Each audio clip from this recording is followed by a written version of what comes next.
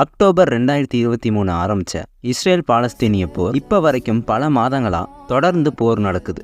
இதனால பல ஆயிரம் பாலஸ்தீனிய மக்கள் இறந்து போறாங்க. ஆனாலும் பாலஸ்தீனோட காசா பகுதிகளை கொஞ்சம் கொஞ்சமா தங்களுடைய கட்டுப்பாட்டுக்குள்ள இஸ்ரேல் கொண்டு வர்றாங்க. தொடர்ந்து காசா மேல போர் நடத்தி அந்த இடங்களெல்லாம் கைப்பற்றின இஸ்ரேல் கடைசியா பாலஸ்தீன்ல மிஞ்சி இருந்த மக்களையும் ரஃபாங்கிற இடத்துல வந்து தங்கிக்கோங்க, அந்த இடத்துல நாங்க தாக்குதல் நடத்த மாட்டோம்னு வாக்கு தராங்க இஸ்ரேல். இஸ்ரேலுடைய பேச்சை நம்பி ரஃபாங்கிற இடத்துல பாலஸ்தீனிய மக்கள் எல்லாரும் அகதிகள் மாதிரி சொந்த நாட்டிலே டென்ட் போட்டு தங்குறாங்க. டென்ட்டுக்குள்ள சின்ன குழந்தைகள்ல இருந்து பெண்கள் வரைக்கும் அடுத்த போர் எதுவும் வந்துருமோங்கிற பயத்தோட கொஞ்ச நேரம் தூங்கிட்டு இருந்திருக்காங்க. அப்பதான் யாருமே எதிர்பார்க்காத விதமா இரவு நேரத்துல இஸ்ரேல் கொடுத்த வாக்குறுதிகளை மீறி குண்டுகளை பொதுமக்கள் தங்கியிருந்த ரஃபா பகுதியில அடுத்தடுத்து போடுறாங்க. இதனால அந்த டென்ட்டுக்குள்ள தூங்கிட்டு இருந்த குழந்தைகள் உட்பட எல்லாரும் உயிரோட தீல கருகி இறந்து போறாங்க. 2 நாடுகளுடைய சண்டையில கடைசியில பாதிக்கப்படுறது என்னமோ அப்பாவி பாலஸ்தீனிய பொதுமக்கள் தான்.